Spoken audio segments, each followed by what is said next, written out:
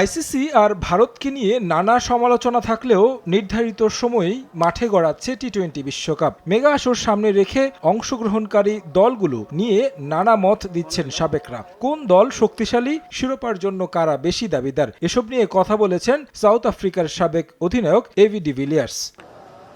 ভারতীয় বোর্ডের কর্তাদের নিয়ে নানা সমালোচনা থাকলেও স্বাগতিক দলটাকে বিশ্বকাপে এগিয়ে রাখছেন সবাই। সূর্যকুমার যাদবের নেতৃত্বে দারুণ ভারসাম্যপূর্ণ দল। পাকিস্তানের বিপক্ষে ম্যাচটা হচ্ছে না গ্রুপ পর্বে। ক্রিকেট কর্তাদের বিতর্কিত কাণ্ডে একটু বেশি কি চাপে থাকবে ভারত? এই প্রোটিয়ার মত, ভারতের বাড়তি চাপে থাকার মূল কারণ সমর্থকদের অতি প্রত্যাশা।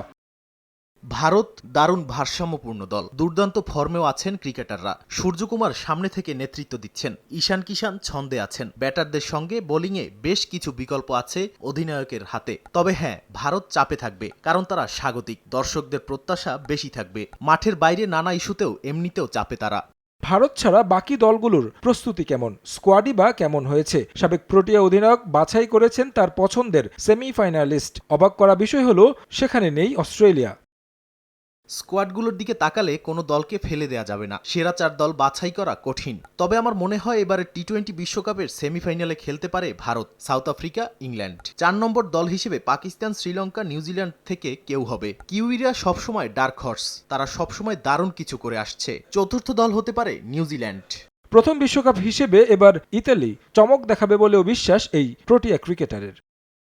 তারেক হাসান শিমুল, সময় সংবাদ।